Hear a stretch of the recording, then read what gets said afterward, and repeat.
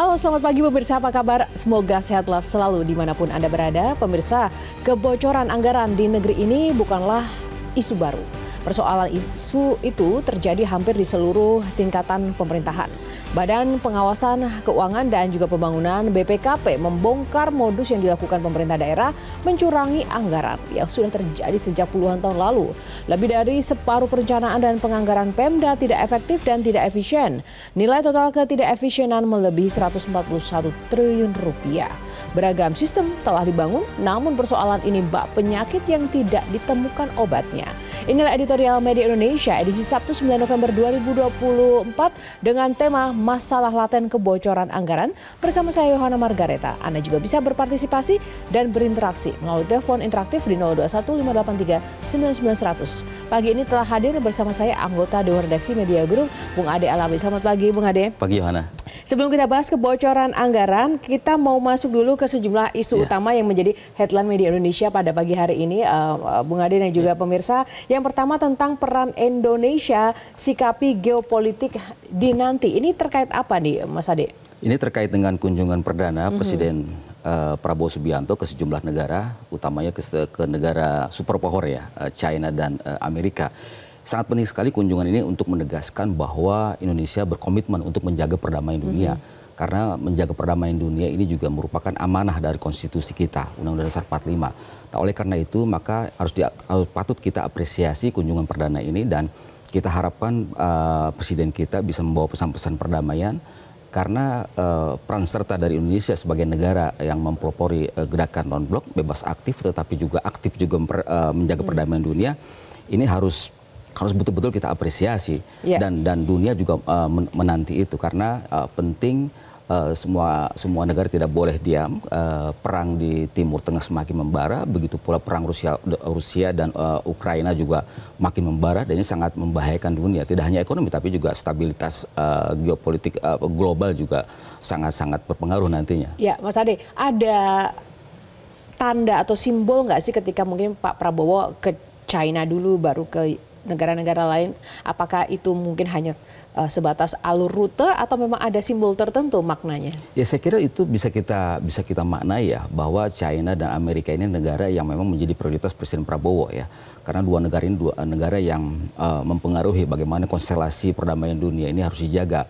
Kita lihat terakhir misalnya perang Rusia Ukraina, kemudian perang di Timur Tengah ini juga luar biasa, diambang perang besar.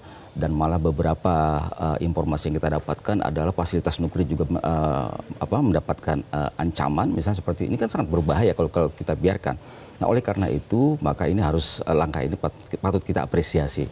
Oke, baik, itu tadi terkait dengan peran Indonesia sikapi geopolitik dinanti dan ini merupakan kunjungan perdana rangkaiannya untuk Presiden Prabowo. Kita tunggu gebrakannya seperti apa. Yang kedua, kita masuk ke headline terkait dengan polisi blokir rekening tersangka judi online.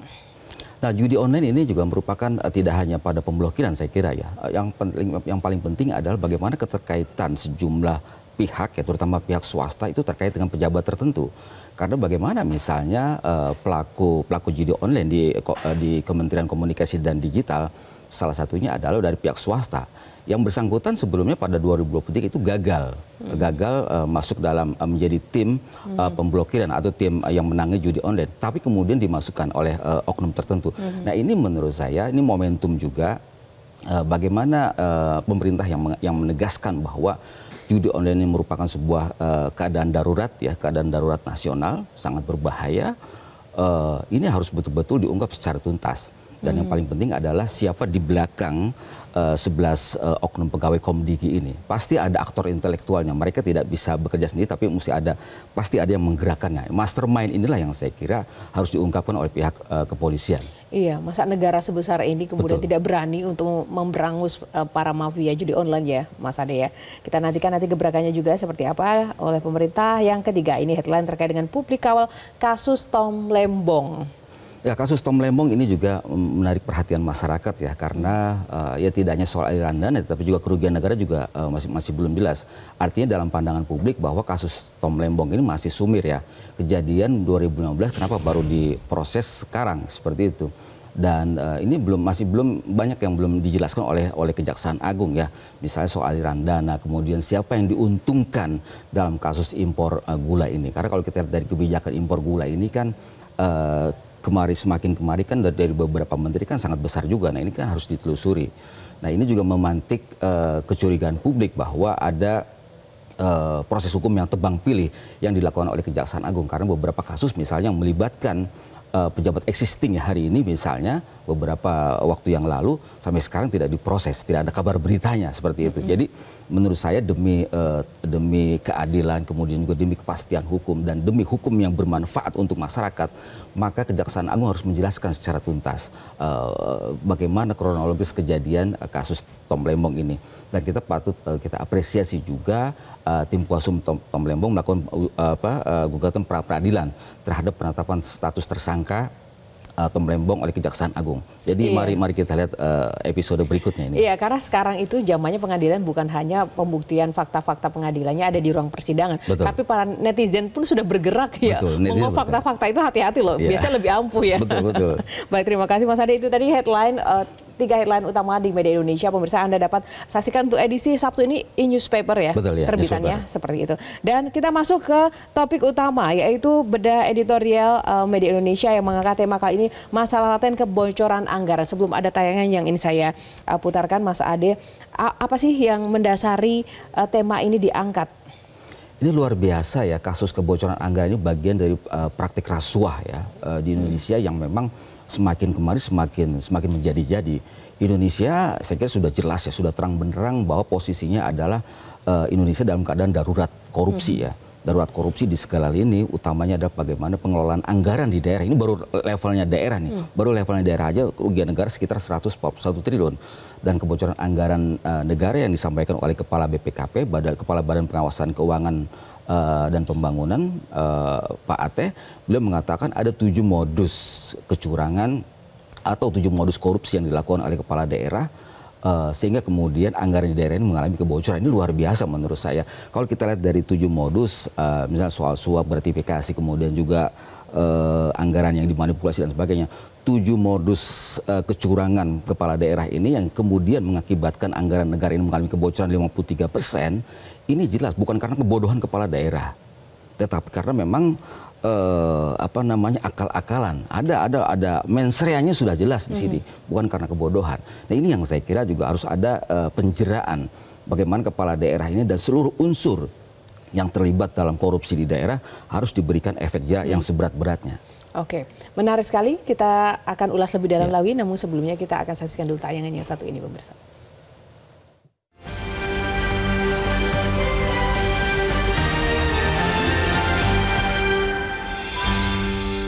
Masalah laten kebocoran anggaran.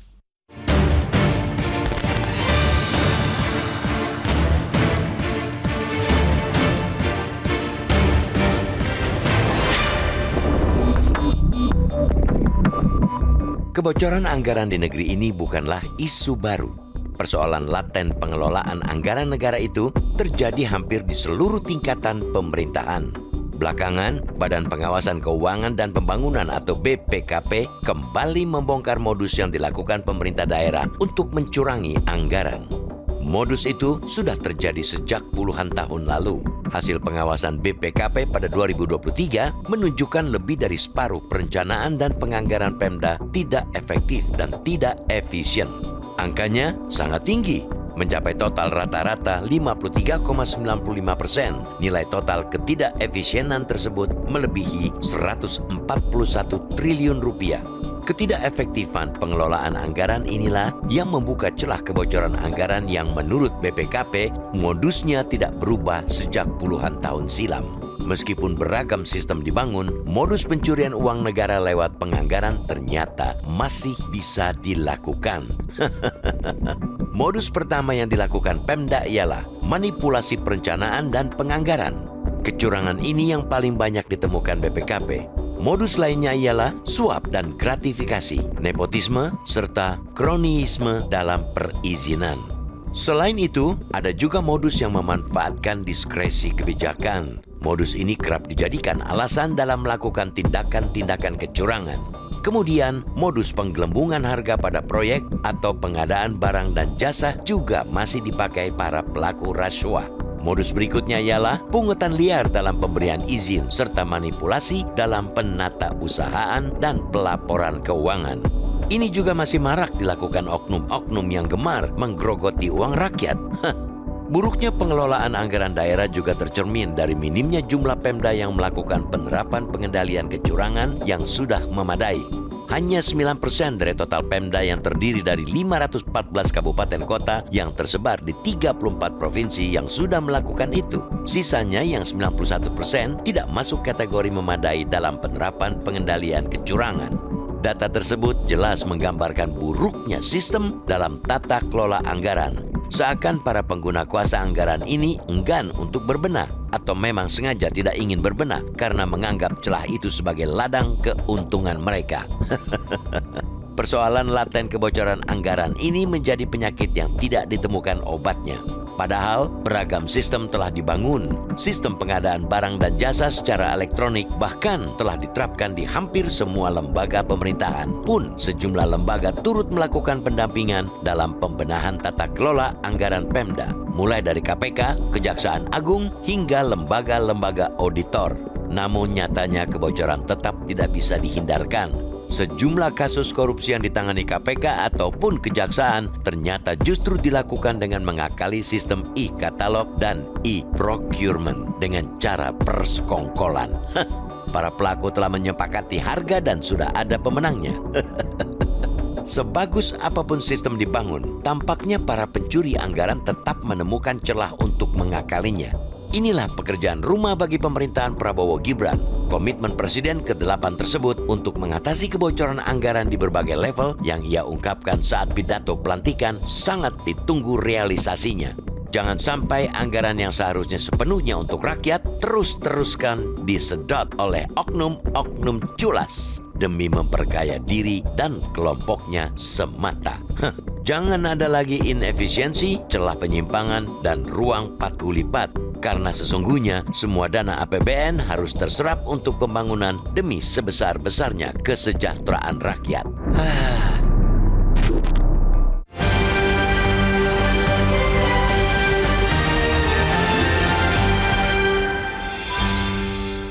Ya pemirsa, kami ajak Anda untuk interaktif dan berpartisipasi menyampaikan pendapat Anda di 0215839900. Kami tunggu dan editorial masih akan berlanjut namun seusai jeda. Tetaplah bersama kami.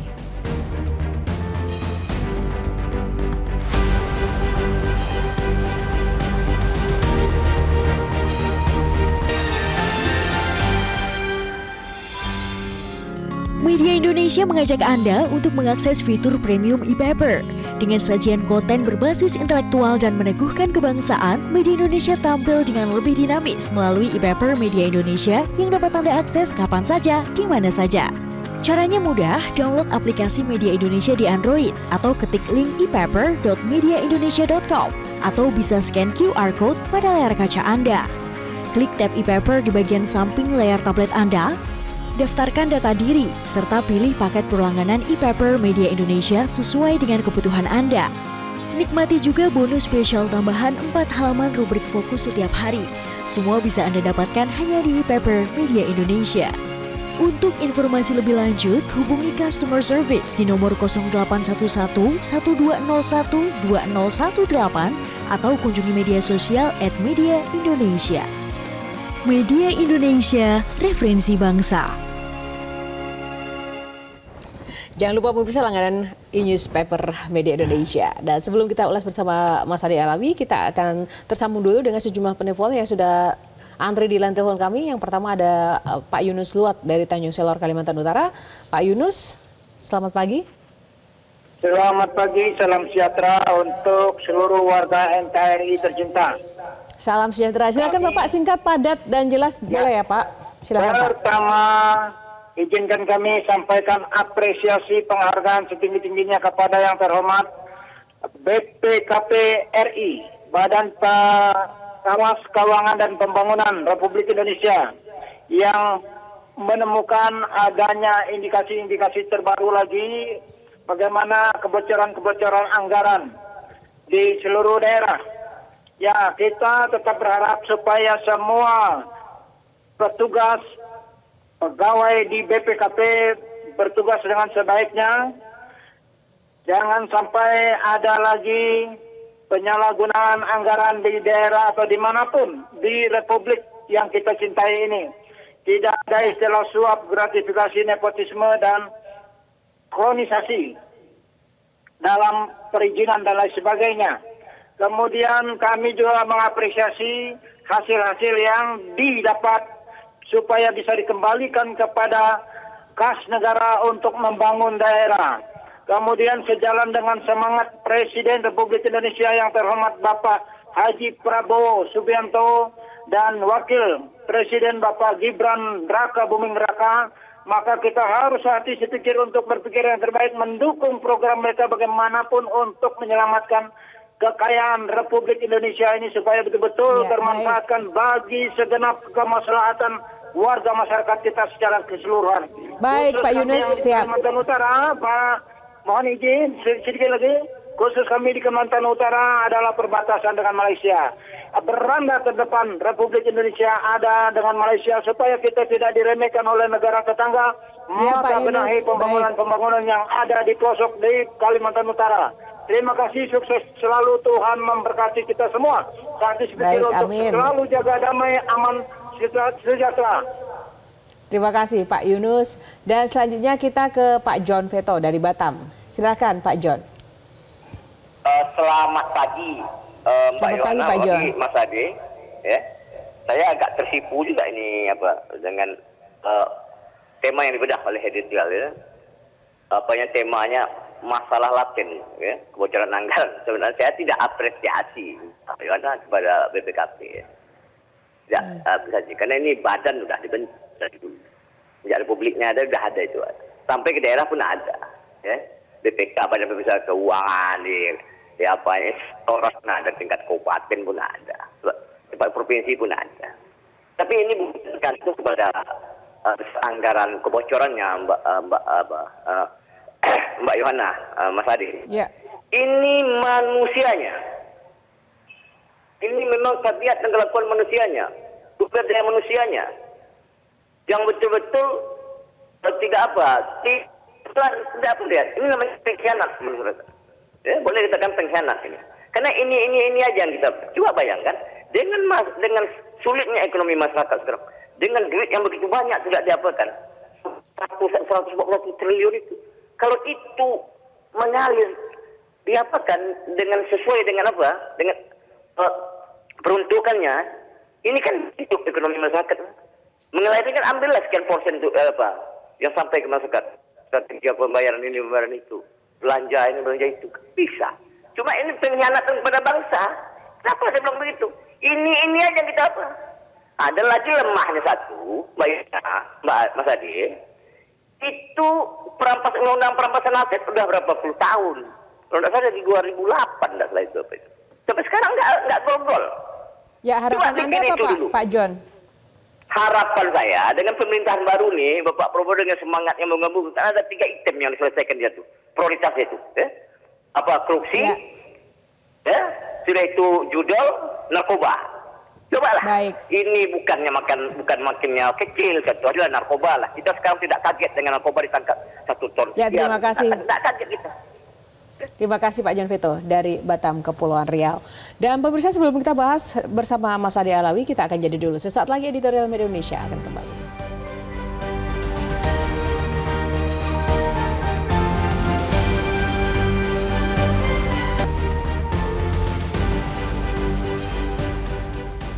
Ya pemirsa, kita akan langsung membahas bersama Mas Ade Alawi seperti apa tadi menanggapi respon warga dan harapannya. Ya, tadi disampaikan oleh Pak John Veto, misalnya ini kan problemnya pada manusianya ya. Pada manusianya, kalau pada sistemnya, pada regulasi sudah benar ya. Kalau misalnya kita lihat dari asas-asas penyelenggaraan pemerintahan daerah, termasuk juga itu bagian dari pemerintahan negara, pada Undang-Undang Pemerintahan Daerah nomor 23 tahun 2014 itu jelas bahwa prinsip ataupun asas dari penyelenggaraan pemerintahan daerah itu adalah pertama transparansi, akuntabilitas, kepentingan umum, proporsionalitas. Jadi maksud saya harus kembali kepada ketentuan yang ada. ketentuan yang ada. Kemudian yang lain yang lebih penting adalah penjeraan. Penjeraan ini sangat penting sekali. Jangan sampai kemudian praktek rasuah ini dianggap enteng. Ini adalah merupakan kejahatan berat dan penanganannya harus luar biasa, extraordinary, tidak bisa business as usual.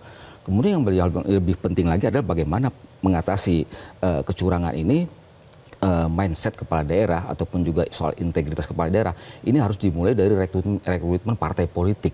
Partai politik harus betul-betul mencari calon kepala daerah yang memiliki kompetensi, kemudian juga kapabilitas, kemudian yang selain elektabilitas ya, juga yang paling penting ada integritas. Nah, integritas kemudian juga bagaimana kekuatan dia menjaga dirinya, menjaga amanah yang diembannya. Jabatan jangan dianggap sebagai sebuah aji mumpung untuk memperkaya diri dan kelompoknya. Nah, ini saya kira harus betul-betul upaya-upaya yang lebih serius pada posisi extraordinary. Jadi mesti ada upaya luar biasa. Terlebih lagi pemerintah Prabowo ini menegaskan berkali-kali ingin membangun pemerintahan yang bersih. Pokoknya dalam hal ini apapun masalah di negara ini memang nggak bisa dengan cara biasa. Betul, harus luar biasa. Terima kasih Mas Ade untuk ulasannya di editorial Media Indonesia pada pagi hari ini. Dan pemirsa, sebagus apapun memang sistem yang dibangun, para pencuri anggaran tetap menemukan celah. Inilah pekerjaan rumah bagi pemerintahan Prabowo Gibran. Jangan sampai anggaran yang seharusnya sepenuhnya untuk rakyat terus-terusan disodet oleh oknum-oknum culas demi memperkaya diri dan juga kelompoknya semata. Jangan ada lagi inefisiensi setelah juga ada penyimpangan dan juga ruang gulipat karena sesungguhnya semua dana APBN harus terserap untuk pembangunan demi sebesar-besarnya kesejahteraan rakyat. Inilah editorial pada pagi hari ini, semoga bermanfaat. Saya Yohana Margareta undur diri, terima kasih atas kebersamaan Anda. Selamat pagi, sampai jumpa lagi.